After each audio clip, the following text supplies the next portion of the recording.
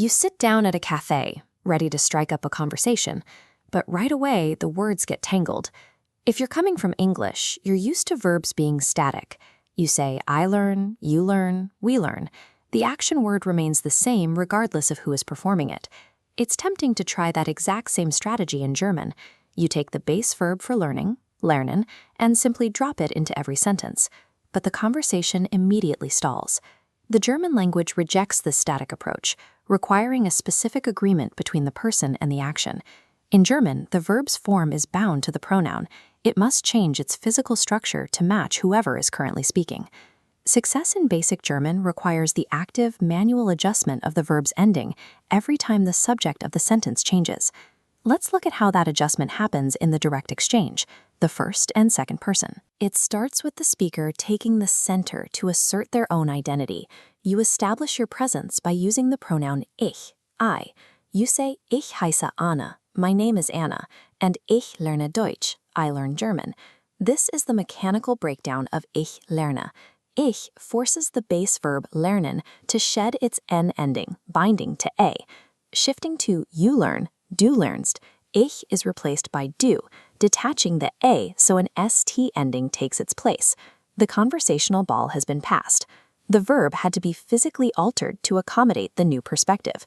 In German dialogues, every shift in perspective triggers a predictable and mandatory change in the verb's structure. That works for friends, but a conversation with a stranger introduces formal social distance.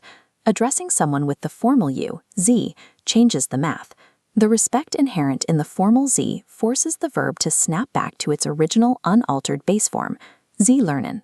Even as more people enter the conversation, the verb follows a consistent set of rules. This tree shows the routes. The formal Sie stays with the base verb. Pointing to a third person, Sie, or S, requires a new path demanding a T ending, lernt. Addressing a group of peers, ihr, routes back to that same T ending, ihr lernt. Finally, we reach the collective we, wir, as in we learn together, wir lernen zusammen.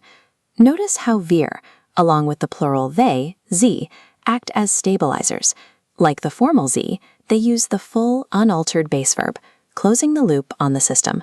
The social relationship and the specific number of people involved dictate the exact shape the verb must take. Back at the cafe, the conversation is moving. The participants are in sync, exchanging ideas without the initial hesitation. The rules of conjugation are no longer obstacles. They are the active mechanics allowing the exchange to happen at speed. Standard A1 grammar charts are more than lists for memorization. They are the blueprints for constructing a functional conversation. Determining who is talking and who is listening immediately reveals the required ending for the verb. Ultimately, internalizing these endings allows the mechanics of the language to become instinctive, letting the conversation itself take over.